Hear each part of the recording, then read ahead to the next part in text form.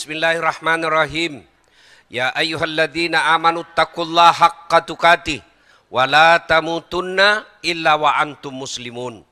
Wahai orang-orang yang beriman, bertakwalah kalian kepada Allah dengan sebenar-benarnya takwa, dan janganlah kalian mati kecuali dalam keadaan beragama Islam.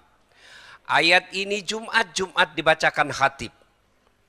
Kenapa? Karena ayat ini penting.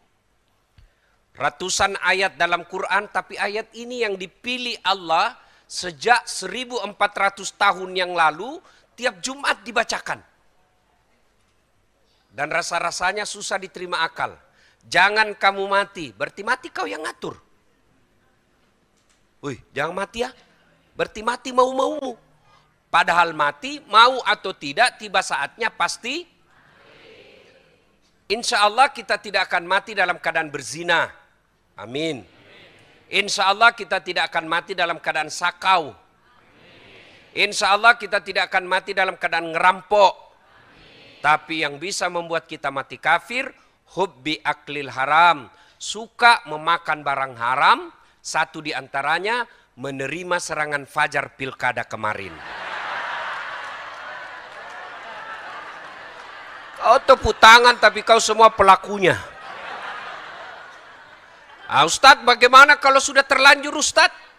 Sudah terima 300.000? Syaratnya satu, kembalikan uangnya. Malu Ustadz, masukkan celengan masjid. Sudah habis Ustadz, hanya api neraka yang bisa mencuci perutnya. Itu ya. Wa qala idzan, bismillahirrahmanirrahim. Ya ayyuhalladzina amanu dukhulu fis silmi kaffatan wa la tattabi'u khutuwatis syaitan innahu lakum adu mubin. Wahai orang-orang yang beriman, masuklah engkau ke dalam Islam secara sempurna, bukan Islam gimik-gimik, bukan Islam pencitraan, bukan Islam pilkada. Islamlah secara benar. Islam kalian ketika sholat, Islam pula lah ketika kalian bikin undangan pernikahan. Belum menikah, prawedding. Boleh, tapi jangan pelukan, belum ijab kabul. Yang undang ustadz. Gedungnya Islamic Center. Ibu bapaknya haji. Tapi foto sebelum menikah, sudah boncengan pelukan. Pergi ke pesisir pantai, naik mobil, naik sepeda tua. Kau mau pergi jual ikan? Ini prawedding, ini ajaran dari mana? Boleh enggak? Boleh. Tapi jangan pelukan, belum halal. Caranya gimana Ustadz? Kita kan mau tahu fotonya. Sebelah kanan laki-laki sendiri. Sebelah kiri kertasnya wanitanya sendiri. Ibu bapaknya di atasnya atau di bawahnya. Kedua mempelai. Boleh. Islamlah kau secara sempurna, secara total. Dan janganlah engkau ikuti langkah-langkah setan, karena sesungguhnya setan itu musuh yang nyata bagi kalian. Bu Ibu, mau tahu enggak apa yang paling tidak disenangi setan? Mau Ibu? Kalau Ibu dengar ceramah. Itu setan paling tidak mau. Kenapa? Bocor rahasianya. Maka dia goda kita ketika dengar ceramah begini. Enggak usah kau datang, panas. Enggak usah kau datang, lebih baik kau nonton di rumah. Alhamdulillah setan di rumah bisa kita kalahkan, hadir di tempat ini.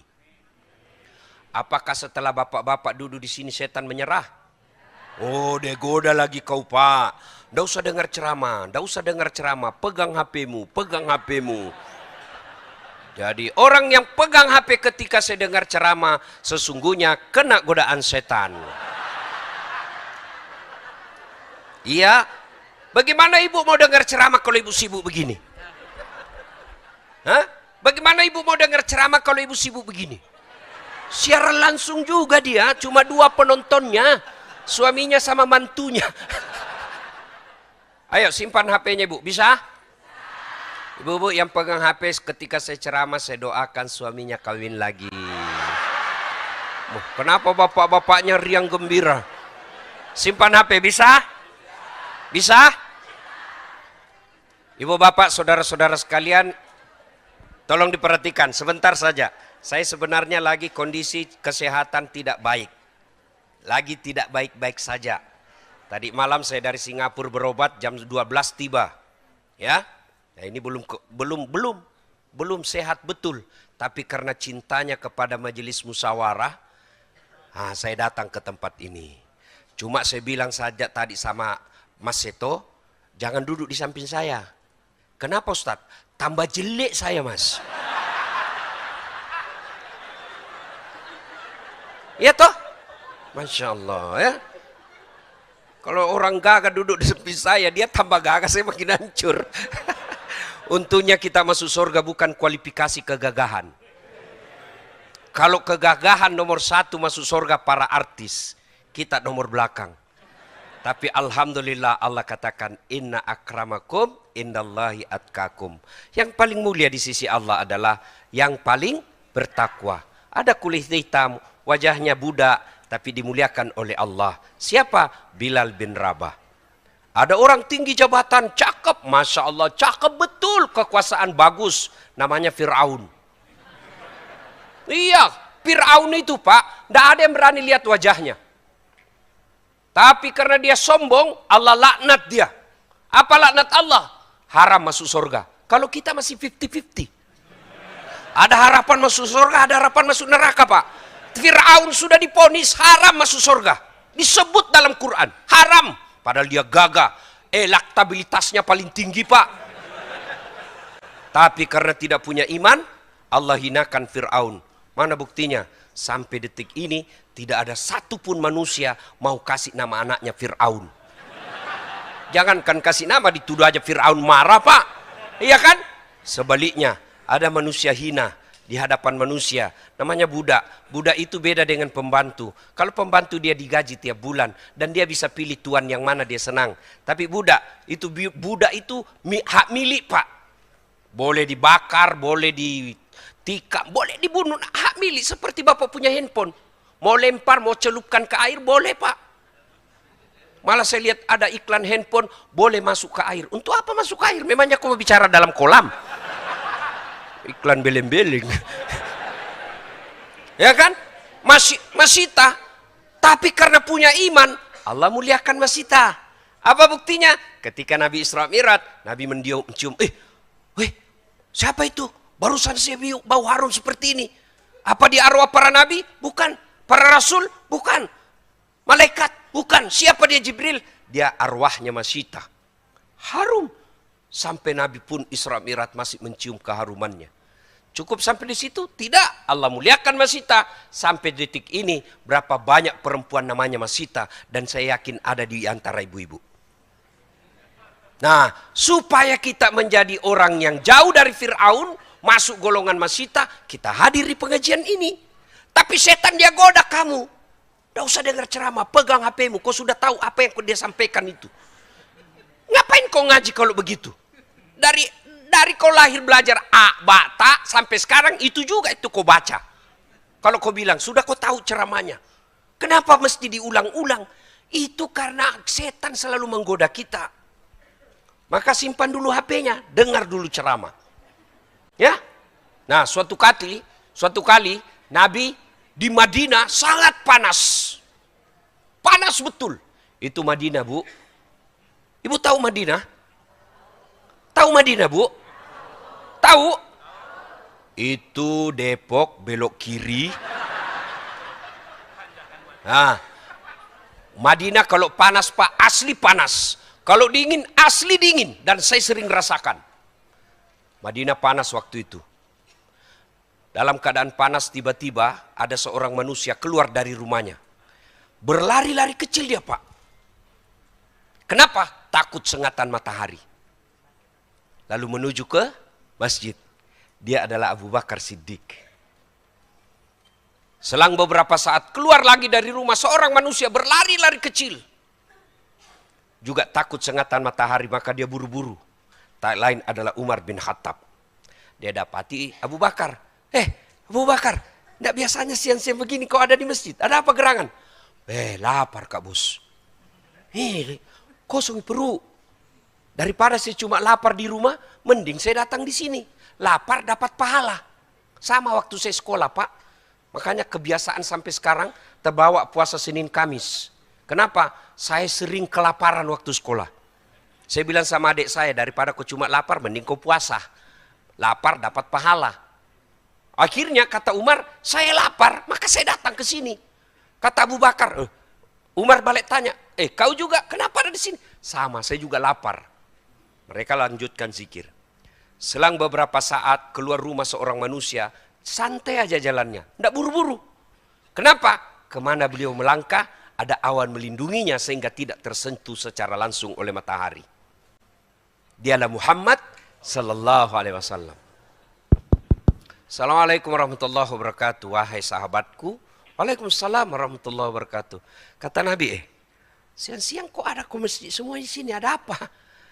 Kata Umar, kami lapar ya Rasul, makanya kami datang.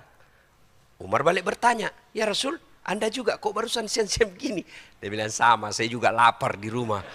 Maka saya datang, Pak. Akhirnya Umar punya usul, ya Rasul, bagaimana kalau kita ke rumahnya Abu Dahda? Abu Dahda ini orang kayanya Madinah, hebatnya kaya dermawan. Yang banyak di Depok, kaya pelit. Kalau masih pelit masih aman, Pak. Serakah. Kalau pelit dia cuma tidak mau keluar duitnya. Kalau serakah sudah tidak mau keluar, dia ambil haknya orang. Itu yang banyak politisi lakukan di Indonesia. Anehnya kita pilih juga. Apa? Bukan kabelen-belen namanya itu. Iya toh, kita sudah tahu, tapi masih dipilih juga hanya karena pencitraan.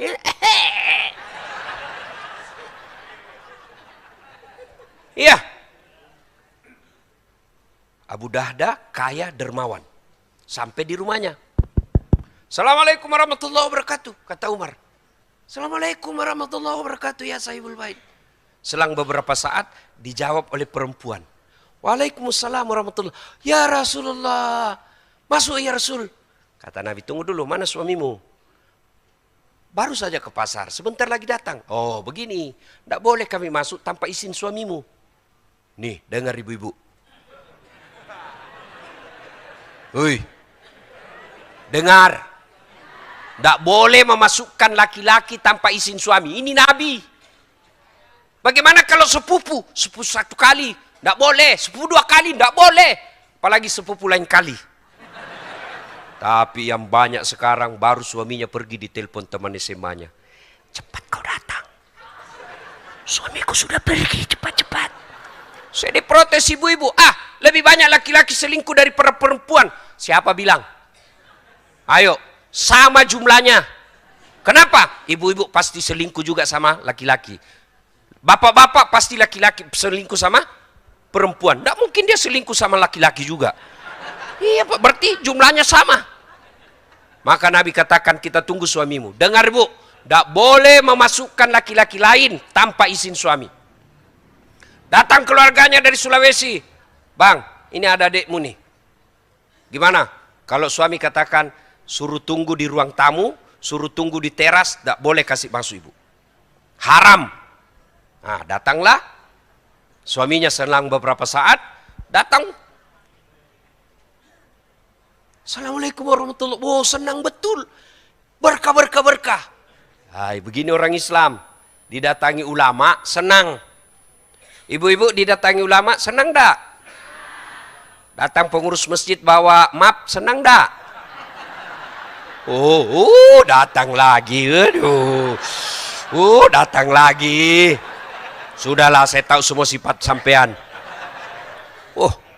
Kalau pejabat mau datang rumahnya diganti gorden, makan spesial, diganti karpetnya dibersihkan. Sekali penghafal Quran dia butuhkan, kau jemput. Kau kirimi Grab, suruh jemput Pak Imam. Grabnya motor tua, tidak ada lagi sadelnya satu. Terpaksa tergantung kakinya Pak Imam di belakang. Hujan, musim hujan, pakai mantel berdua. Kata Pak Imam, masih lama dek, lagi 2 tikungan Pak Ustadz. Air dari atas, air dari bawah. 1 jam dia salawatan di rumahmu supaya berkah. Dia doakan, dia tinggalkan warungnya. Dia tinggalkan pekerjaannya untuk menghormati jemputanmu.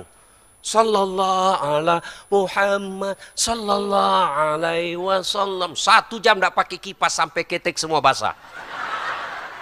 Begitu mau pulang kau kasih duit, kasih, tapi kau kucat-kucat. Ini Pak Ustaz, 50.000. Kata suaminya, 1 jam kau didoakan itu, masa cuma 50 kau kasih? Apa kata istrinya, ya sudahlah bang, tambah di situ 2 sisir pisang. Bagaimana anakmu mau jadi pendakwah kalau dilihat kau menghormati ulamamu seperti itu? Ini Abu Dahdah senang betul. Ya Rasulullah, terima kasih kau datang ke rumah kami. Kenapa ya Rasul? Kata Umar, lapar kami bos. Jangan juga kau cari di buku bos. Tidak ada kata bos di buku ini gaya dasar latih supaya enak.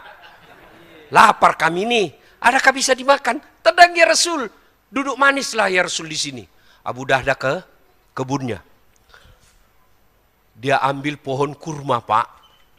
Dia bawa dengan pohonnya. Bingung Nabi, ya Rasul. Abu Dahdah, kita cuma mau makan buahnya. Ya Rasul, kalau buahnya saya bawa, saya tidak tahu mana yang Anda senang. Kalau saya bawa dengan pohonnya, silakan pilih. Begitu cintanya kepada Rasul. Cukup sampai di situ? Tidak. Beliau potong kambing. Yang paling bagus.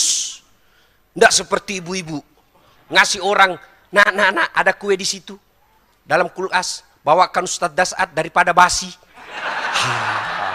La haula wa la quwata illa billah. Nanti basi baru dia ingat ustadznya.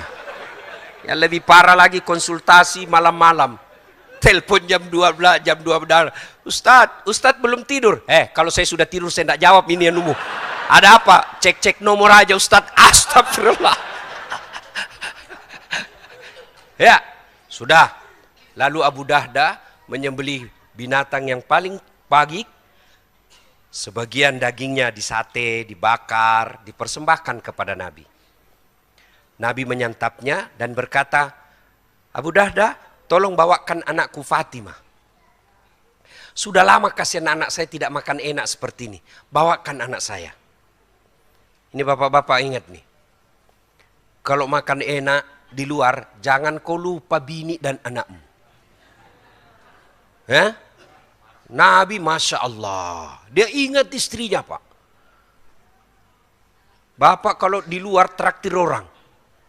Semua makan enak. Sampai di rumah istrinya tidak pernah ditraktir. Suami macam apa itu? Tidak pernah dicontohkan Nabi itu. Malah kalau pulang sudah ditraktir temannya. Teman saya yang traktir Bu. Padahal dia yang traktir temannya. Hati-hati juga ini yang suka ditraktir. Apalagi yang tidak pernah traktir kamu semenjak kau kenal 12 tahun. Baru kau ditraktir, siapa tahu uang pilkada dia kasih makan kau. Nabi menyantap. Sudah itu, Nabi mengambil semua sampel makanannya. Diangkat, roti, daging. Apa kata beliau? Saudara-saudara sekalian, tadi kita keluar dalam keadaan lapar. Perut kosong. Tapi alhamdulillah, berkat persaudaraan di antara kita. Perut kita sudah kenyang.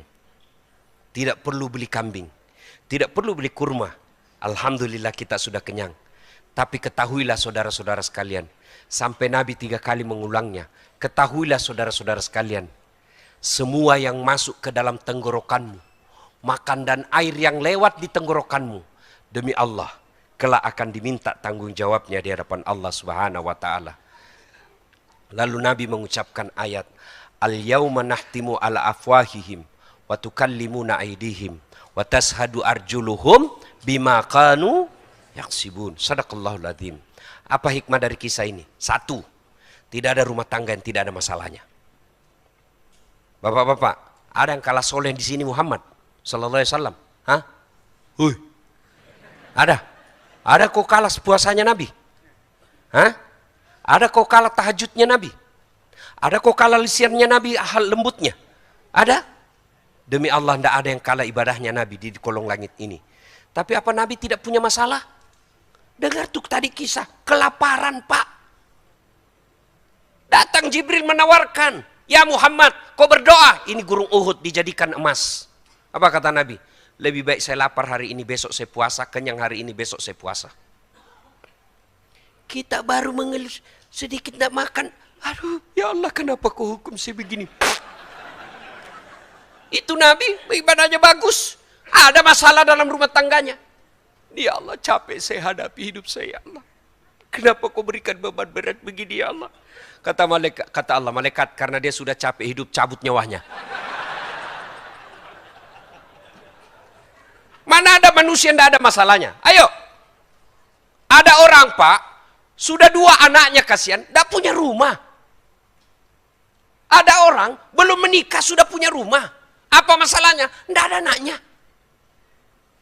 Ada orang punya rumah, punya anak. Apa masalahnya? Suaminya selingkuh. Setia suami istri, ada anak, ada rumah. Apa masalahnya? Mertuanya suka intervensi. Mana ada orang manusia yang tidak ada masalahnya? Ayo tunjukkan ke saya. Ini di depan saya. Muka-muka penuh masalah juga ini, Pak. Ayo tunjuk ke saya, mana tidak ada masalahnya? Semua orang punya masalah. Alhamdulillah, sedulur-sedulur, sedulur saklawase. Allah tidak berkata, Dasat, kalau ada masalahmu, kau jadi anggota dewan dulu. Tidak. Dimas, kalau ada masalahmu, kau jadi kaya dulu. Tidak. Allah cuma minta 2 hal. Ista'inu bisabri salat. Sabar, perbaiki solatmu. Itulah resep menyelamatkan rumah tangga. 2 aja, sabar. Ada masalahmu, sabar. Digosip, sabar. Suamiku jelek. Ya sabar. Itulah jodohmu. Kenapa? Allah tahu kalau suamimu gagal, dia malu jalan sama kau. Kenapa? Karena kau juga jelek. Selesai urusan. Istriku suka ngomel, sabar. Kau tidak sabar, pulangkan saja. Ini kau ngomel-ngomel, bertengkar, hamil lagi. Demi Allah, biar dia ulama, biar dia profesor, biar dia pejabat, tapi kalau tidak punya ilmu sabar, tidak mungkin bisa bahagia dalam rumah tangganya. Ini sabar. Istriku suka ngomel, pasti karena kau jarang kasih hadiah. Itu bocor soal. Rahasia perempuan itu, Pak, 2. 1 kasih hadiah, 2 puji. Makanya kalau istrimu suka ngomel, pasti 2 ini jarang kau lakukan. Sudah jarang kasih hadiah, tidak pernah lagi memuji. Coba itu ibu-ibu. Biar kau tidak punya, tidak setiap hari kau datang rumah, yang penting ada duitnya, aman dia. Tidak percaya, kau dengar baik-baik ya, saya tanya. Ibu-ibu, biar suami tidak pula, yang penting ada kau dengar baik-baik dia tuh. Itu uang dia cari, Pak.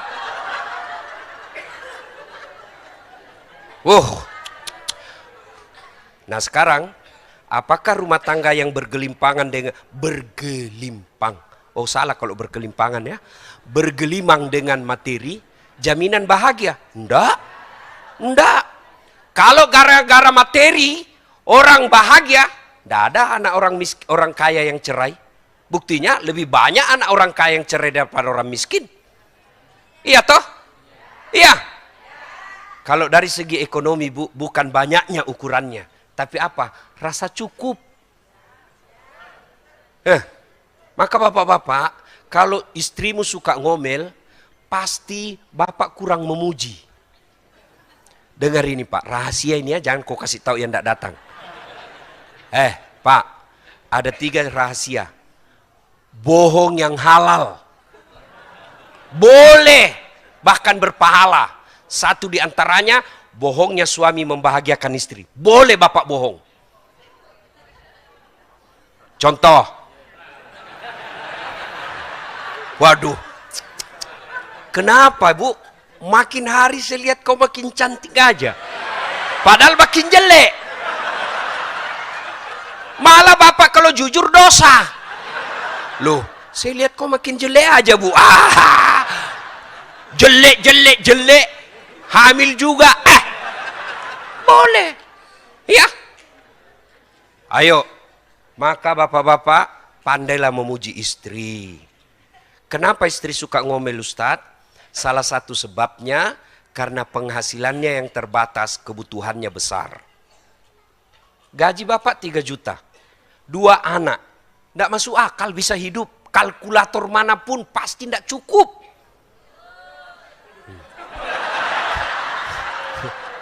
Tapi karena perempuan, ahli bidang ekonomi, 3 juta dia berusaha hidup dalam sebulan. Coba kalau bapak pegang itu 3 juta. Tidak bisa cukup. Tapi istri 3 juta dia bisa cukup. Karena dia kelola itu dengan kemampuan otak yang terbatas. Maka dia lampiaskan dengan mengomel. Benar Bu? Maka sabar. Sekarang bagaimana aplikasinya sabar Ustadz? Ucapkan inna lillahi wa inna alladzi idza asabatu musibah qalu. Gimana operasionalnya Ustaz? Bapak balik kanan. Sudah Bu. Sudah. Inna lillahi wa inna. Jangan pula kau tengok baru kau bilang inna lillahi. Wah, tambah marah Pak. Ya, kalau saya itu saya amalkan. Mana sih ada, biar istri Ustadz tukang ngomel juga. Bohong kalau dia bilang tidak ada masalahnya. Bohong. Mana ada orang tidak ada masalahnya. Bohong itu. Istri Ustadz bohong. Biar dia Ustadz pasti ada masalahnya. Apa yang mulianya Ustadz? Kau kalah mulia Nabi. Nabi ada masalah. Aisyah pernah cemburu. Apalagi Dasat Latif. Mas Dimas tahu tidak masalah saya paling besar sekarang? Banyak janda curhat Pak. Waduh. Ustadz, suami saya meninggal. Adakah doa-doa penenang jiwa? Saya kasihlah doa penenang jiwa. Lama-lama dia Ustadz, jiwaku sudah tenang. Tapi maukah Ustadz menjadi imam dalam hidupku? Aduh. Mohon maaf, saya bukan imam Ibu, saya penceramah. Tapi rumusnya, saya cuma ucapkan kalau mamaknya cik ngomel. Innalillahi wa inna ilaihi. Masih ngomel, saya peluk. Lalu saya menyanyi. Bila kamu di sisiku, hati rasa syahdu. Mulai senyum itu. Masih ngomel, saya buka baju saya baru saya peluk. Insaplah.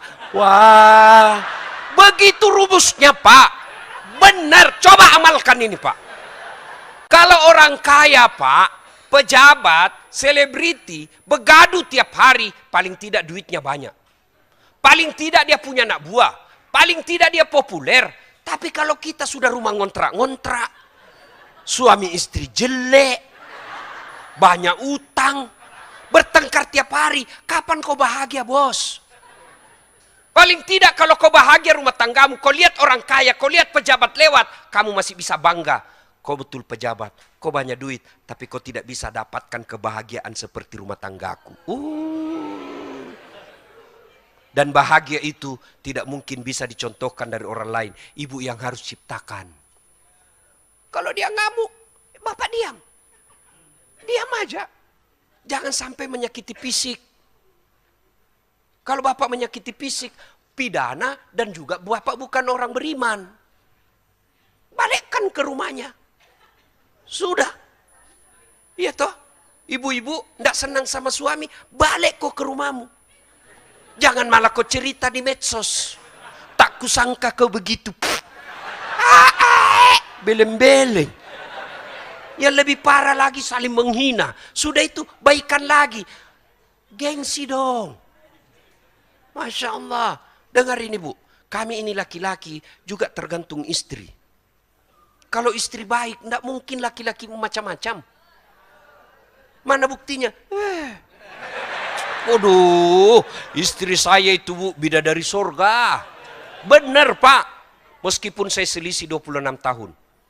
Itu kalau saya keluar rumah, Masya Allah. Dia cium dulu tanganku Bu. 3 kali Bu. Cukup, enggak. Dia cium lagi jidatku. Sudah itu kanan lagi. Sudah itu kiri lagi. Ini agak lama sedikit. Kenapa istri saya? Tanya supir saya, Bu. Tetangga saya. Biasa saya malu kalau dilihat ibu-ibu tetangga. Lalu dia usap dadaku. Ustadz, ridhoi saya. Meskipun tadi malam bertengkar, dia usap dada saya lalu dia bilang, ridhoi saya. Dia tidak akan pernah tutup pintu mobil sebelum saya bilang, ya sayang, saya ridhai kau. Enak kan? Kau pernah digituin, Pak?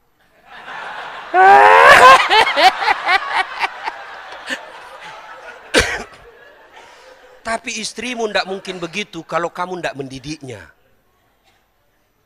Didiknya bagaimana, Ustaz? Bawa pengajian begini. Itu ikhtiar. Hidayah serahkan sama Allah. Karena kalau kita yang nasihati, susah. Kenapa? Bapak tukang bohong. Dia tidak akan percaya. Bawa. Oh, Masya Allah. Saya pernah lihat ada ibu-ibu, dia putar ceramah. Nasihat kepada suami. Dia nonton. Lalu dia perlihatkan monitornya ke suaminya. Suaminya membalas. Nasihat kepada istri. Itu bagus. Upaya untuk mendapat ridha dan kasih sayang Allah. Ya, tidak ada orang Pak, tidak ada masalahnya. Maka Allah minta sabar. Kalau kau tidak sabar mau kemana? Sabar aja. Dan hebatnya orang sabar, innallaha ma'as-sabirin. Allah bersama orang-orang yang sabar. Berat sabar, yang memang berat, hadiahnya surga. Kalau tidak berat, kipas angin. Oh, bapak ibu dekat aja sama dasat sudah selfie-selfie. Siapa ini? Jelek, hitam, pendek. Apa kelebihannya? Cuma satu kelebihannya, penuh pesona. Buktinya mana? Kamu foto semua sama saya toh? Iya Pak.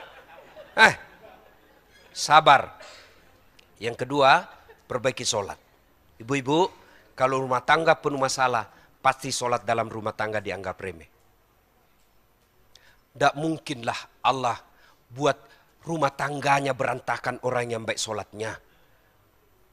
Tidak mungkin. Cuma kan kita sholatnya main-main. Saya sholat Ustaz. Betul kau sholat tapi tidak ikhlas. Hayyalas sholat. Asar lagi. Kau tidak ikhlas. Saya sholat. Betul kau sholat. Tapi cari duit. Allahu Akbar. Tadi 200.000. Mana ya 50 ya? Sami Allah. Malah dia periksa semua kantongnya Pak. Siapa bilang kau sholat itu? Kau cari uang. Saya sholat Ustaz. Betul kau sholat tapi main-main. Allahu Akbar. Balik. Ya kena.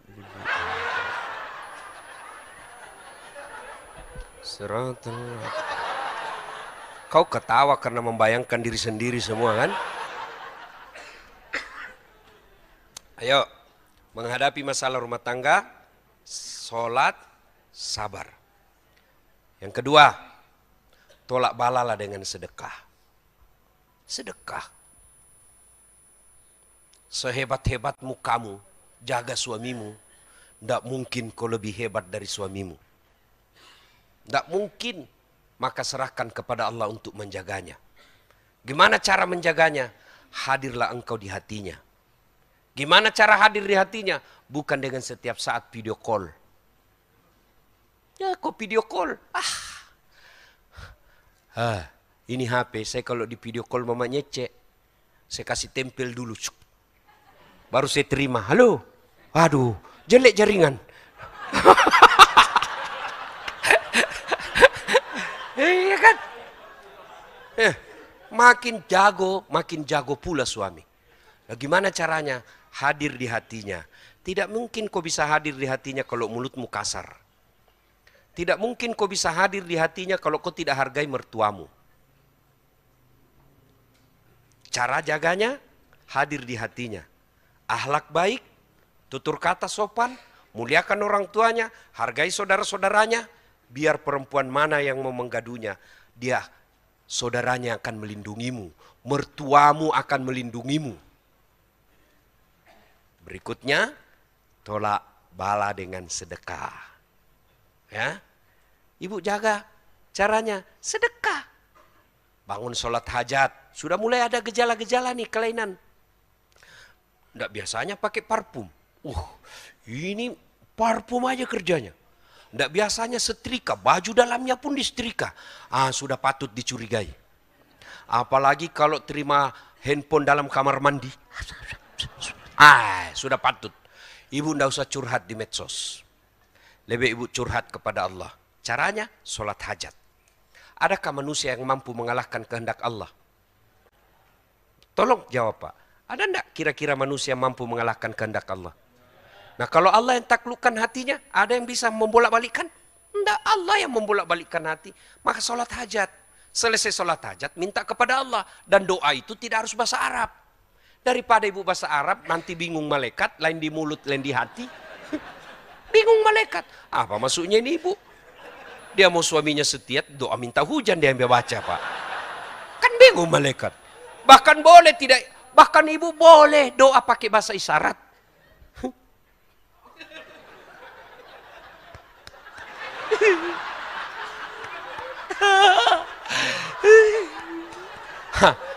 Kawin lagi suaminya ini. Ya Allah, Engkau sudah tahu apa yang ku mau. Hambamu tidak mampu dan tidak cakap menyusun kalimat.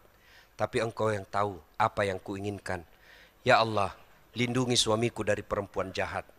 Ya Allah, ini ada duit saya 100.000. Saya bawa ke panti asuhan.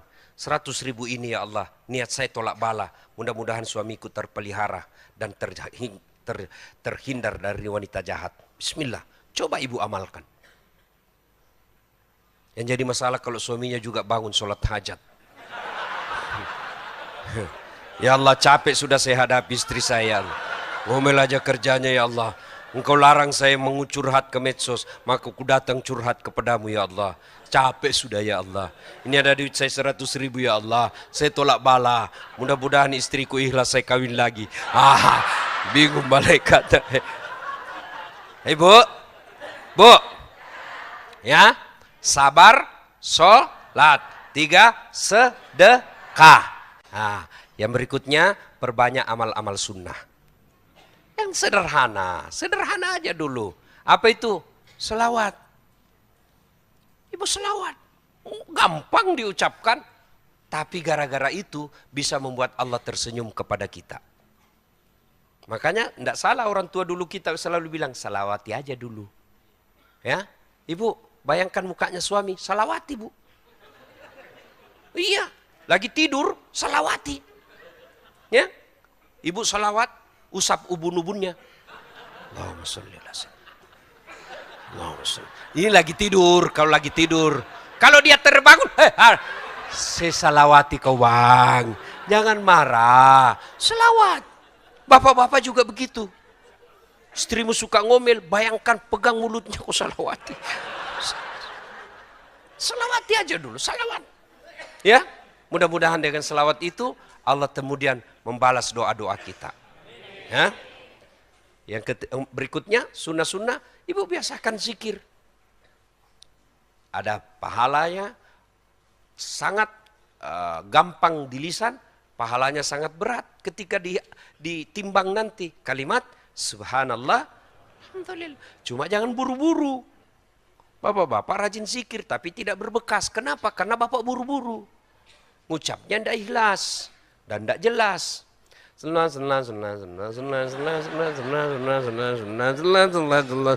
artinya itu sunnah?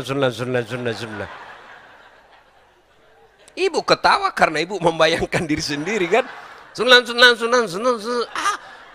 Slow man. Subhanallah, subhanallah, subhanallah. Subhanallah, subhanallah, subhanallah. Alhamdulillah, alhamdulillah, alhamdulillah. Coba Masya Allah, ibu-ibu tertimpa masalah dalam rumah tangga, ambil wudhu, sholat hajat, menghadap ke kiblat, duduk dengan baik, lalu ibu menyebut nama-nama Allah. Ya Allah, ya Rahman. Keluar air mata ibu seolah-olah ibu curhat kepada Allah. Ya Allah, ya Rahman, ya Rahim, ya Salam. Subhanallah wa bihamdihi, subhanallahil azim. Saya kalau di Makassar salawat sikir gini, jamaah ikut. Di sini dilihat-lihati saya ya. Kau kira saya nyanyikan kau? Ya. Coba diamalkan itu, Pak. Coba diamalkan. Ya. Nah, Ibu Bapak, saudara-saudara sekalian, karena waktu terbatas, ya, ingin lengkapnya lagi, banyak ceramah YouTube Dasat Latif, nasihat perkawinan, banyak sekali ceramah-ceramah tentang rumah tangga, banyak sekali. Tapi jangan lupa setelah nonton like and share. Kenapa kau ketawa, cowok? Promosi kebaikan, bos. Kalau kau follow artis cewek, apa kau dapat? Hah? Apa kau dapat? Habis pahalamu. Kelihatan dadanya, kelihatan pahanya. Apa kau dapat? Enggak juga kau dikasih pegang. Hehehe. Saya juga heran, Pak. Orang Islam mayoritas Muslim. Tapi artis-artis yang kontennya enggak jelas, belasan juta penontonnya, Pak. Belasan juta followernya. Ustadz, kasihan ketua majelis ulama. La haula wala quwata illa billah. Maksud saya kau follow lah, karena ndak kau sial kalau kau follow dia. Kau follow lah itu ustadz-ustadzmu. Kau juga ndak rugi kalau kau follow. Minimal kalau lewat ada ceramah sedikit. Mudah-mudahan dengan itu kau dapat hidayah. Maka yang belum follow Dasat Latif, follow Dasat Latif. Sudah cukup? Oke. Hah?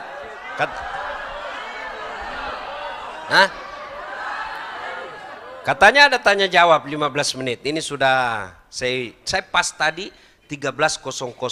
Sudah 48 menit. Nah, kalau ada yang mau bertanya silahkan. Ada yang mau menjawab? Boleh juga. Silahkan. Tapi jangan kasih susah saya, Pak, ya. Ya, oke. Ya. Sambil saya rehat sedikit. Terima kasih banyak guru kita Ustadz Dasat Latif. Mudah-mudahan ilmu yang disampaikan bisa bermanfaat untuk kita terapkan di rumah tangga kita masing-masing. Amin. Dan alhamdulillah selamat datang kami ucapkan kepada Bapak Wakil Wali Kota Tangerang Selatan, Bapak Filarsaga, beserta jajarannya. Terima kasih yang selalu support kegiatan-kegiatan kebaikan di Kota Tangerang Selatan. Ini Bapak Haji Filarsaga sudah hadir bersama kita untuk membersamai sama tim dari Dekra Nasda juga. Terima kasih banyak yang selalu support kegiatan-kegiatan kebaikan.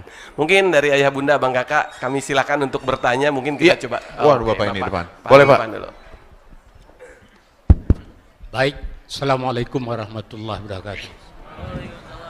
Saya ada agak ini sedikit, Ustaz, karena sering sekali yang disampaikan itu bukan kesuksesan Nabi, bukan kesuksesan para sahabat. Selalu Nabi dalam keadaan lapar, sahabat-sahabat dalam keadaan merana. Apakah ini bukan yang dilakukan oleh Israiliyah supaya kelihatannya umat Islam itu jelek, tidak punya apa-apa? Nah, bagaimana ini Pak Ustadz? Demikian. Assalamualaikum warahmatullahi wabarakatuh. Waalaikumsalam. Pak, begini Pak, saya share saja foto saya, Pak. Itu pakai mobil Tesla yang begini-begini. Saya dibully, Pak. Ustadz pamer-pamer. Saya bilang, jadi maumu Ustadz miskin? Ya, tidak. Kenapa kita cerita ini? Untuk memberikan motivasi bahwa Nabi aja rusak, rumah tangganya banyak masalah. Tapi tidak berarti tidak bahagia. Saya ingin kesankan, Nabi itu dalam hidupnya penuh masalah, Pak. Coba, faktanya kan belum lahir sudah yatim. Iya kan? Baru 2 hari diambil ibu susunya, Halimatus Sa'diyah. 4 tahun sama Halimatus Sa'diyah. Beberapa kali mau dibunuh sama orang Yahudi. Karena terancam jiwanya, usia 4 tahun baru dibalikkan ke ibunya. Diambil sama ibunya. Ya, Siti Aminah. Usia 8 tahun, kata ibunya, kita pergi ke ke Yastrib. Tengok kuburan bapakmu. Pergilah ditengok. Balik di desa nama Afwa, meninggal lagi ibunya. 6 tahun sudah yatim piatu. Lari ke kakeknya. 8 tahun meninggal lagi kakeknya. Diambil ke pamannya. 12 tahun sudah dagang. Dagangnya bukan pakai mobil, onta dari Mekah ke Yastrib, ke Syam, Syria sekarang. Enggak naik pesawat. Ya, kenapa?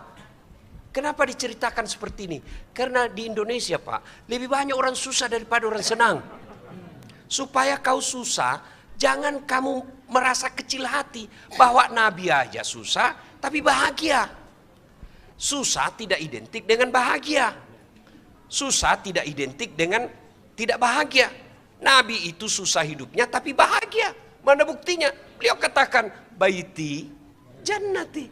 Sekarang banyak orang kaya tapi rumahnya tidak dinikmati. Banyak duitnya tapi tidak dinikmati. Malah bukan namanya dia pakai. Kalau kita cerita kebahagiaan, Abdurrahman bin Auf, orang kaya. Rasulullah sebelum menikah, itu beliau pengusaha muda.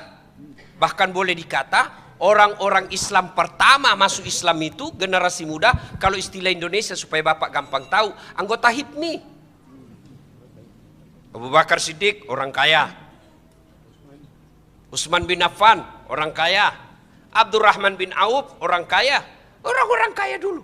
Tapi bedanya, beliau itu kekayaannya fisabilillah untuk dakwah. Kalau kita kaya bakil pelit. Allah larang kita kaya, tidak.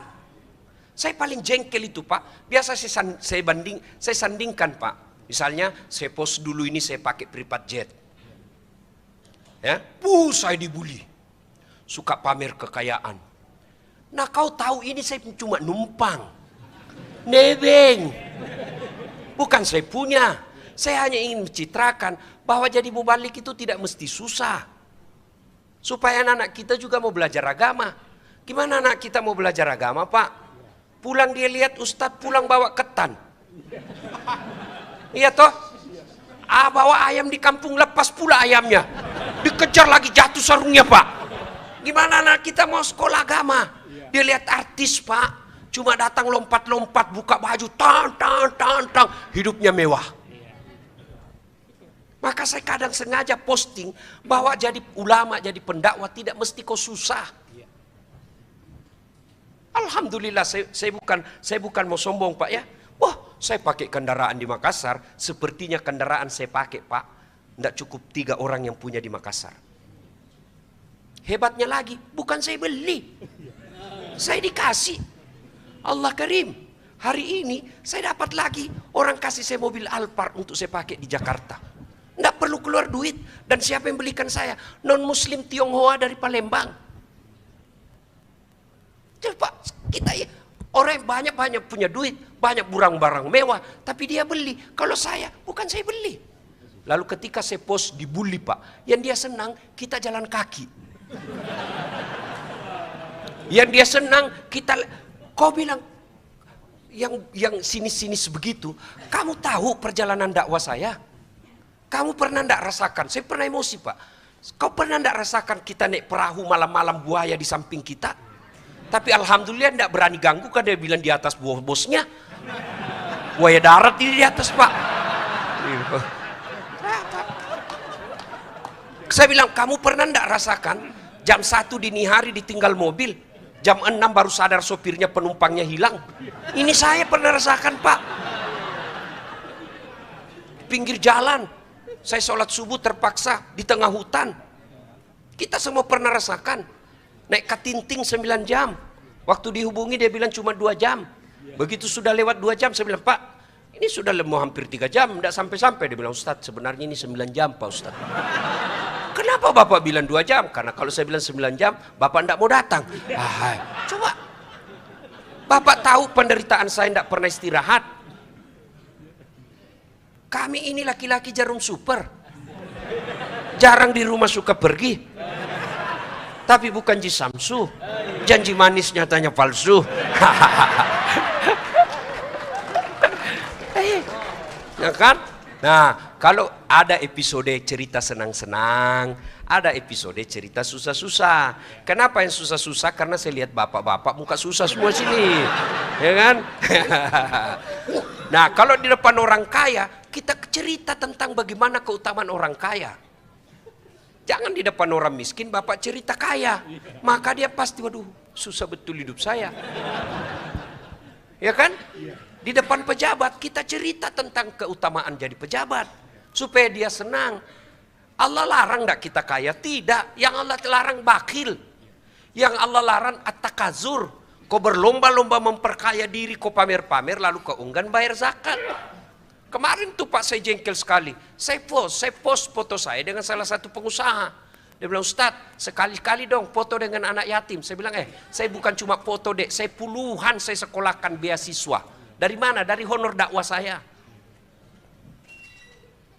56 orang anak sarjana yatim piatu, ndak mesti cerdas. Saya kasih beasiswa Pak, 56 orang. Kalau lihat muka saya ndak mungkin saya punya. Dari mana saya dapat? Itulah kalau Bapak undang saya ceramah, itulah aku bagi-bagi. Saya bilang, malah ada yang malah Ustadz Matre. Saya bilang, kau minta maaf ya. Kalau enggak, saya lapor kau di polisi. Kurang ngajar kau. Saya marah Pak kalau ada yang maki-maki saya. Kenapa? Saya sampai seperti ini Pak. Saya dari bawah itu bersusah payah. Supaya saya bisa dapat derajat yang agak baik. Lalu kau mau rendahkan saya lawan kamu. Saya orang Bugis bos. Macam kutikam kau. I'm just kidding. Ya Pak ya. Ada lagi? Ustadz, Afwan Ustadz, Ya. ada pertanyaan dari ibu-ibu yang di bawah tidak bisa naik ke atas Ustadz. Karena terlalu penuh, tadi info ke panitia. Pertanyaannya, apabila pendapatan istri lebih banyak dari suami, bagaimana hukum pendapatan istri? Apakah boleh untuk suami dan anak? Dan bagaimana caranya supaya suami bisa ridho kepada istri yang berpendapatan lebih? Oke, ibu-ibu, saya mau tanya, suaminya ibu buruh, gajinya 2 juta 1 bulan. Ibu pegawai negeri, kepala dinas, gajinya 10 juta 1 bulan. Kira-kira ibu masih mau hargai suaminya enggak?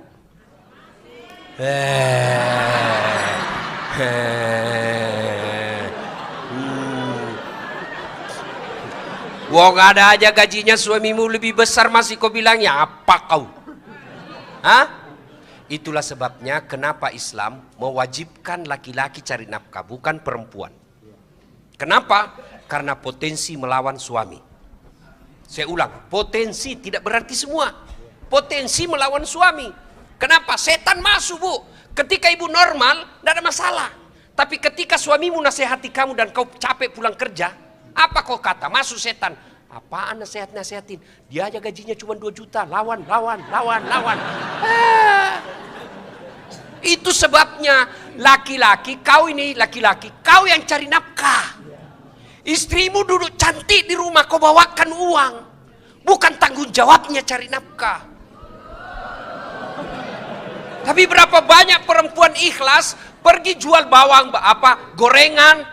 Mulai sore dia tinggalkan rumahnya, dia jual gorengan, untungnya paling 100.000 satu malam. Rela dia lakukan, kenapa? Mengurangi beban suami. Lalu kau berkhianat, kamu bukan bagian dari umatku, kata Nabi. Tapi apakah perempuan boleh cari nafkah? Boleh, dengan catatan tetap hormati suamimu. Tapi kalau gajimu sudah lebih tinggi dari suami, sangat potensi melawan suami. Dan kalau kau sudah lawan suamimu, dengar, ada 4 perempuan bahan bakar api neraka. 1 diantaranya perempuan yang memaki suaminya. Boleh marah? Boleh. Saya kecewa bang. Ku tinggalkan Jawa datang ke Bekasi sini bang. Ternyata kau tipu saya bang.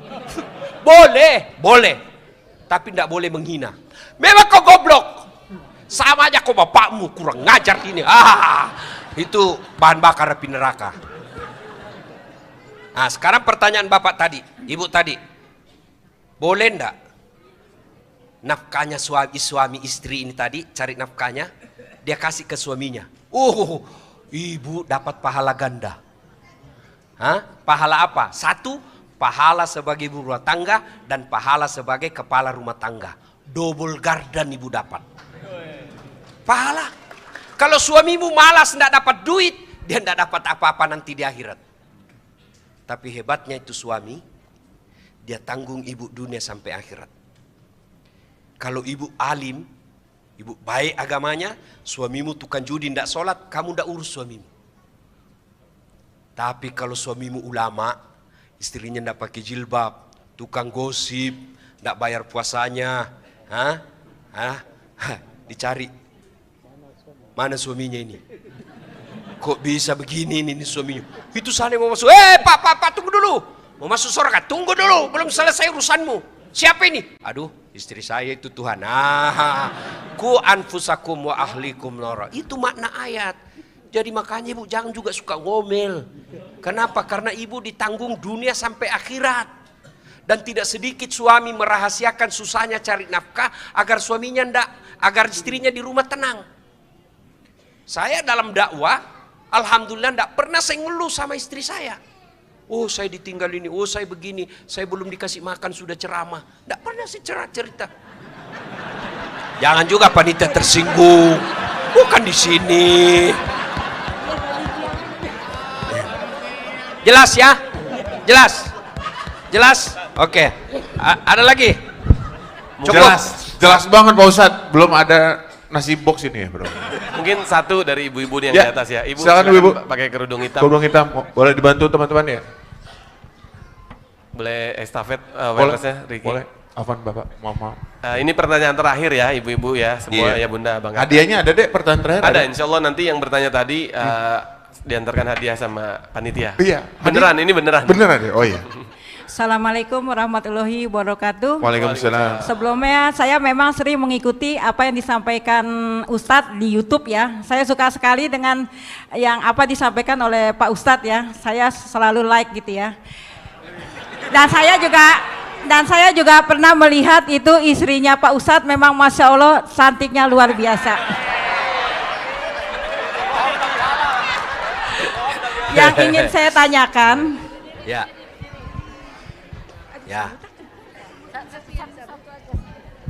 Halal Bu ya, halal ya.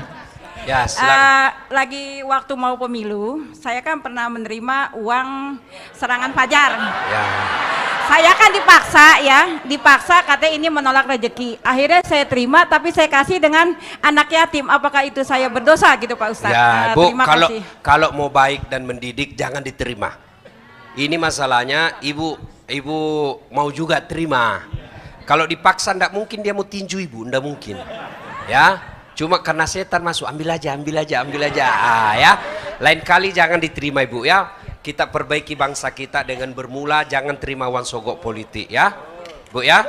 Insyaallah. Ibu ndak kaya dengan menerima 300.000 dan ibu tidak akan miskin dengan menolak 300.000. Tapi yang pasti 300.000 itu menentukan masa depan bangsa.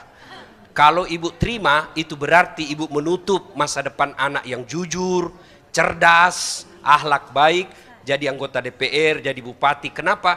Karena hanya orang kaya yang bisa untuk masuk jadi pejabat. Terima Coba kasih, Pak bermula Ustadz. dari itu. Soal istri saya Bu, ini adik-adik nih yang belum punya istri. Dek, dengar ini. Ini kisah nyata. Nggak usah kau pacaran, Dek. Istri saya itu, saya ketemu ibunya hari Ahad dalam pengajian. Jumat saya lamar. Nggak pernah ketemu, nggak pernah lihat. Nanti saya lihat setelah ijab kabul. Kenapa sekarang banyak rumah tangga tidak saling menghormati? Terlalu lama pacaran. Pacaran kau 2 tahun, berapa kali kau tipu? Berapa kali kau bohongi? Dan pada saat itu tidak ada ikatan sehingga kalian saling memaki. Pada saat sudah 2 tahun saling memaki, masuk ke rumah tangga, pasti kebiasaan buruk itu terbawa. Tidak mungkin kau mulai dari nol. Memangnya kau pompa bensin? Tidak mungkin ya. Maka tidak usah pacaran. Jangan pacaran. Tidak bahagia. Saya buktinya. Tidak pernah ketemu Pak. Tidak pernah lihat wajahnya. Fotonya aja tidak pernah saya lihat. Nanti sudah ijab kabul, baru saya ketemu. Wow, hafal Quran. Kalau saya pula pergi ceramah, video call. Ustadz, hafalannya sudah hadis kesekian. Alhamdulillah. Daripada anak orang kaya, cakti, tapi tidak bisa tenang jiwamu. Begitu kau keluar, datang lagi sama mantannya ini. Kau kaya, kau dihinanya. Tapi coba kalau agamanya baik, insya Allah adik-adik sekalian, tidak usah kau pacaran. Kau suka, langsung lamar. Tidak dia terima, berarti bukan itu yang terbaik. Ini pacaran syar'i. Dari mana kau belajar pacaran syar'i? Tidak ada itu. Ya, oke bos. You understand? Thank you very much. Ya, oke Bu, ada lagi? Cukup? Bapak-bapak dulu, kenapa ibu-ibu semua ini? Bapak-bapak lagi? Oh, satu. Ya, Ibu. silakan. Ya. Satu. Oh iya, silakan. Ya. Saya sebelum saya jawab, saya mohon maaf, saya ini Bapak Ibu ya, jangan bandingkan dengan guru-guru ibu bapak yang lain yang kenyang dengan dalil-dalil Quran hadis. Saya lemah dalam hafalan.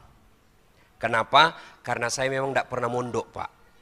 Saya SD, SMP di kampung, SMA jurusan fisika. Fisika Pak jurusan saya. Hah? Kuliah sospol, komunikasi. S2 PR, public relation.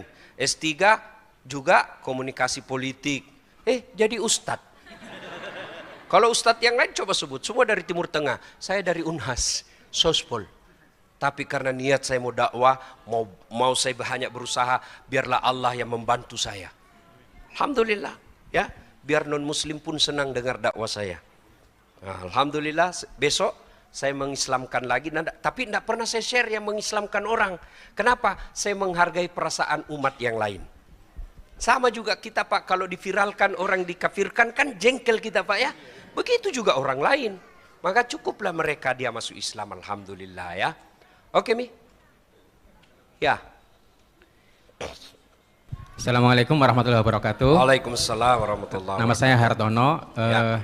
Pertanyaan pertama, iman kan naik turun ya Pak Ustadz ya. Betul. Nah, bagaimana tips untuk biar kita tetap menjaga konsistensi kesabaran dan semangat ibadah? Ya. Terus pertanyaan kedua, bagaimana pengelolaan keuangan di rumah tangga? Apakah harus diserahkan penghasilan suami ke istri semua, atau kalau misalnya setengah saja udah cukup untuk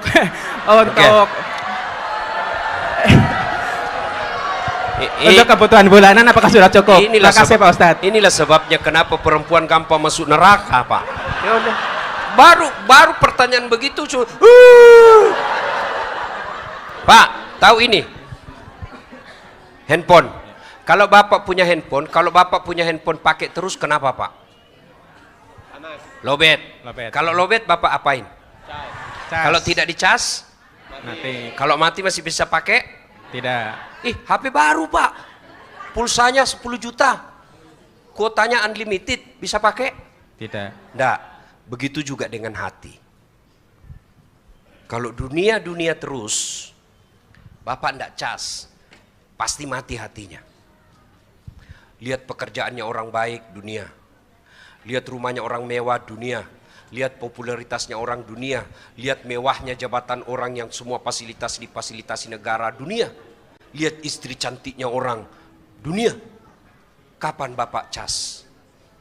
Kalau tidak dicas, mati hatinya. Punya hati tapi tidak ada gunanya. Kapan casnya? Satu, nih dengar dakwah. Dengar dakwah. Dua, berteman orang-orang soleh. Kalau Bapak berteman dengan orang soleh, Bapak ketularan solehnya. Kata Nabi, kalau kau berteman dengan penjual parfum, kalau kau tidak dapat parfumnya, kau dapat bau harumnya. Tapi kalau kau berteman dengan pandai besi, kalau kau tidak dapat apinya, kau dapat bara panasnya. Bapak tahu kulit kambing? Tahu kan? Kalau dia menjadi pembungkus Quran, kulit kambing yang hina selalu dicium. Ambil Quran, cium. Selesai baca, cium, simpan di atas. Kenapa? Dia mulia karena berteman dengan Quran. Tapi kalau kita Quran berteman dengan drum, Bapak tahu drum? Bersahabat dengan kulit kambing, apa jadinya?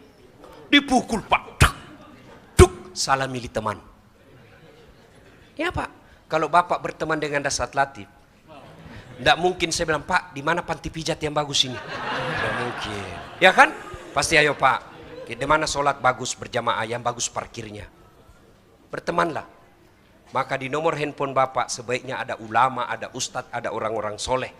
Ya, ngopi boleh ngopi dengan pengusaha, tapi sekali-kali ngopi dengan penghafal Quran. Supaya apa? Kita berharap ketularan imannya, kebaikannya. Ya. Yang ketiga, Bapak setelah satu, saya ulang Pak supaya tidak lupa, dengar dakwah. Dua, berteman dengan orang-orang soleh. Tiga, jangan kunjungi tempat yang cenderung membuat kita maksiat. Ya, Tidak usah saya sebut, tapi tahu bapak sana. Yang keempat, berapa? 4. Yang keempat, coba bapak selalu berpakaian khas orang Islam. Coba bapak, pernah enggak bapak lihat saya tidak pakai gamis? Saya kemana-mana sepeda pun saya pakai gamis. Orang bilang enggak nyambung, saya bilang enggak apa-apa, emang saya susah kau. Ayo, minimal kalau saya pakai gini pak, saya enggak akan ke tempat-tempat yang jelek. Tidak mungkin saya nyasar panti pijat. Pakai gini enggak mungkin pak. Oh kan cuma mijat Ustadz. Iya betul, lain dipijat, lain mengeras. Ya, jelas pak ya? Jelas. Ibu-ibu, bu, kalau mau suamimu baik, ndak jalan kemana-mana, suruh pakai peci hitam, putih. Suruh pakai gamis. Sudah Ustadz, dia ganti di mobil. Sudah karakternya memang sudah itu jahat. Ya, yang kelima, pak, paling penting, doa. Ujung Al-Baqarah. Rabbana la tusik kulubana ba'da is hadaitana wa hab lana min ladunka rahmah innaka antal wahhab. Ya Allah, jangan kau palingkan hati hamba setelah engkau berikan hidayah. Maka banyak juga saudara-saudara kita yang telah menyatukan dirinya dengan kelompok hijrah, gagal. Kenapa? Karena kembali lagi ke komunitas awalnya. Ya, boleh enggak bergaul dengan mereka? Boleh, tetapi setelah itu Anda yakin dulu tidak akan rusak. Ya, you understand? Yes. Thank you very much. You are welcome. Bagus sekali kau. Ada lagi? Masih banyak ya? Oh, Yang gaji suami. Ya. Pak begini, kebutuhan istri 5 juta dalam sebulan. Maka bapak dosa kalau punya duit 7 juta cuma kasih 3 juta. Kenapa? Karena bapak mampu dan tidak memenuhi kebutuhannya. Kebutuhannya 5 juta, tapi gaji kita cuma 4 juta. Bapak serahkan semua. Kelebihan kalau ibu nuntut yang 1 juta, itulah yang Rasul tidak senang. Jangan kau bebani suamimu dengan sesuatu yang tidak mampu dia lakukan. 4 golongan yang saya sebut tadi bu, yang perempuan penghuni api neraka, satu diantaranya istri yang membebani suaminya melebihi kemampuannya. Halo ibu. Bu, mau tolong saya sebentar. Tolong saya bu, angkat sikunya bu. Ini, tolong gigit. Ayo gigit sikunya bu, saya kasih hadiah handphone saya. Ada yang bisa? Ayo gigit sikunya bu. Ayo gigit. Itulah suamimu kau suruh sesuatu yang tidak, yang di luar kemampuannya. Ya, nah, bapak punya gaji 7 juta, kebutuhan 5 juta. Jangan kasih semua 7 juta pak. Harus ada namanya uang suami. Karena kalau bapak kasih semua susah nariknya pak. Bener pak, saya pun rasakan itu pak. Ya. Betul ya Ustaz, betul. Susah, dia kalau sudah pegang uang pak, susah memang. Kenapa? Ibu, oi. Dengar juga saya ini bu, setengah mati saya bela kau di sini. Bu. Tidak semua penghasilan suami wajib disetor ke istri. Nah sekarang saya tanya ibu, apa semua kewajibanmu kepada suami kau lakukan? Enggak kan? Ya bu, maka ibu, kalau kewajibannya suami sudah terpenuhi, ada namanya uang suami bu. Uang suami ini apa? Datang kemenakannya. Ibu tahu siapa itu kemenakannya? Tahu ibu? Anaknya kakaknya. Ibu tahu siapa kakaknya? Saudara sekandungnya. Sejak kecil dia sama-sama suka duka. Lalu masa datang anaknya, kamu ndak mau kalau dikasih duit? Istri macam apa itu? Maka itu sebabnya supaya ibu tidak sakit hati di depannya kau kasih duit, maka biarkanlah dia sembunyi-sembunyi kasih kemenakannya. Dosa? Tidak. Kenapa? Menjaga perasaannya istri. Karena kemenakan terus. Ya ibu ketawa karena ibu begitu kan? Satu kali ibu masih rela. Tapi kalau tiap 2 kali sebulan, ibu betul-betul bidadari surga kalau tidak marah bu. Tapi saya tidak yakin kalau lihat muka-muka. Tidak yakin. Ada namanya uang untuk ibunya. Datang ibunya dari kampung. Apalagi kalau ibu marah kalau dikasih mertua. Allah jangan bu, istighfar. Kadang ada istri marah kalau dikasih ibu. Itu banyak yang curhat sama saya. Dia kasih istrinya, kasih mamanya sembunyi-sembunyi. Saya bilang, iya sembunyi-sembunyi karena kau marah kalau kau dikasih. Dia tahu kamu marah. Maka dia sembunyi. Supaya apa? Supaya kau tenang, ibunya juga dapat. Tidak masuk akal saya kalau ada istri yang marah kalau kasih uang suami, ibunya suaminya.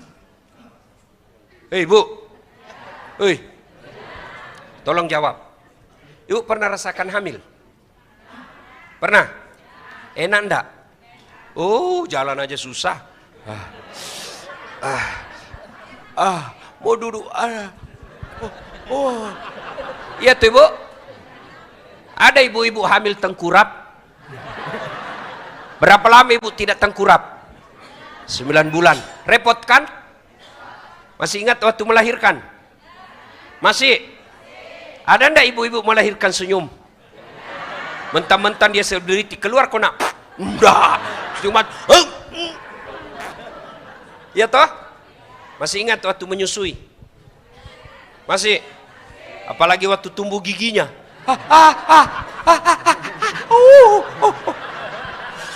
Ya tuh ibu? Nah ibu saya mau tanya. Bu, tolong jawab dengan jujur ibu. Siapa yang mengandung suamimu? Siapa? Siapa yang melahirkan suamimu?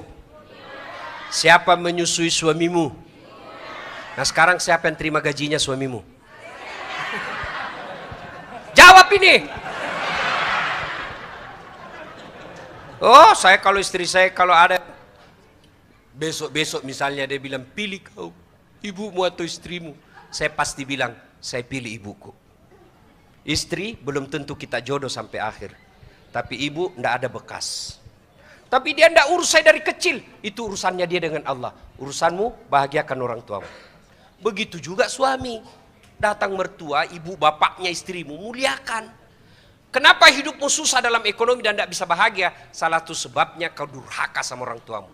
Ridallah fi ridal walidain, suktillah fi suktil walidain. Ya bu ya. Jadi jangan pernah marah kalau suamimu kasih duit keluarganya. Ya. Yang ibu marah kalau dia pelit padahal ada. Ya, bapak juga bukan bagian dari umatnya Nabi kalau pelit sama istri padahal bapak mampu. Ya. Tidak ada orang bangkrut kalau dia sedekah untuk istrinya. Malah istrinya makin ikhlas berdoa. Ya, jelas Pak? Ya, jelas. Ada lagi? Cukup? Mana? Depan. Oh, paling depan. Ya, ini mungkin pertanyaan terakhir ya Ustadz ya. Ya, saya biar sampai sore, tidak masalah. Oh, masih ada 16 lagi Ustadz. Tidak ada masalah Pak. Saya layani sampai kapok. Monggo. Bismillahirrahmanirrahim. Assalamualaikum warahmatullahi wabarakatuh. Waalaikumsalam. Nama saya Nazar Ustadz, izin bertanya. Ustadz kalau misalkan ada suami atau istri ya, ada satu yang mungkin yang baru hijrah atau yang satunya belum gitu Ustadz. Ada nggak sih batas kita sampai, kita udah ngajak gitu, tapi masih belum mau yang istrinya atau suaminya gitu Ustadz. Ada nggak batas kita, saya nyerah deh, udah nggak bisa diajak gitu. Ada nggak ada batasnya sabarnya kita, ngajak dia udah nggak bisa gitu. Makasih. Dengar ibu, bu. Bagi istri yang menolak ajakan suaminya, pilihannya satu. Kena murka Allah. Yang kedua, ikhlaskan suamimu kawin lagi. Ya kan ibu menyerah. Iya kan? Saya menyerah Pak. Oke? Karena kau menyerah, nikahkan saya. Surga bu. Ya ibu-ibu, banyak jalan menuju surga. Memang banyak, tapi macet. Bu, nah sekarang Pak, ini bukan bermasuk porno dan jorok ya. Ini pendidikan fikih keluarga. Bapak usia 45. Istri juga 43. 43 ibu masih sudah menopause ya bu ya?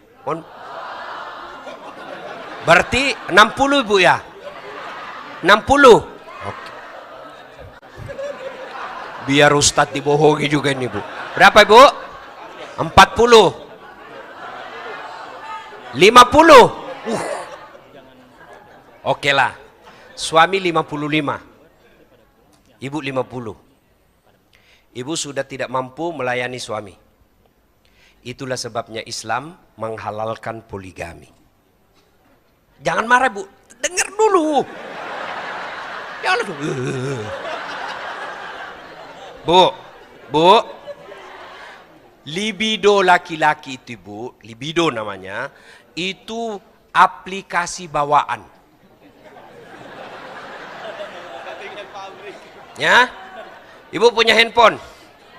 Ada kan aplikasi yang di-download, ada bawaan.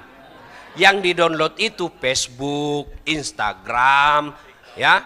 Boleh dihapus enggak itu aplikasi? Boleh, tapi itu nomor handphone. Boleh dihapus enggak? Kenapa? Bawaan pabrik. Libido laki-laki itu, Ibu, Allah yang kasih. Dan Allah tahu tidak ada laki-laki yang pernah puas. Kasih dia 90 tahun kasih bini baru, masih bisa dia layani. Dengar dulu. Nggak percaya? Lihat tuh.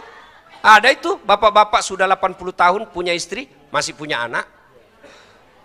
Maka Allah tahu berat itu bagi perempuan, berat. Maka Allah kasih hadiah. Hadiahnya apa? Insya Allah kau masuk surga kelak. Boleh enggak tidak setuju? Boleh, tapi jangan memaki orang yang poligami. Kenapa? Itu halal. Ibu tahu enggak dalam rumah tangga dalam Quran? Itu kan ada 4 karakter, tipe. 1, suaminya beriman, istrinya kafir. Nabi Lut. Ada lagi, istrinya beriman, suaminya kafir. Fir'aun. Ada suami kafir, istri kafir. Abu Lahab. Ada istri beriman, suami beriman. Ibrahim alaihissalam. Dari 4 sifat ini, Bu, Ibu pilih mana? Ibrahim. Tapi ingat, Ibrahim itu 2 istrinya.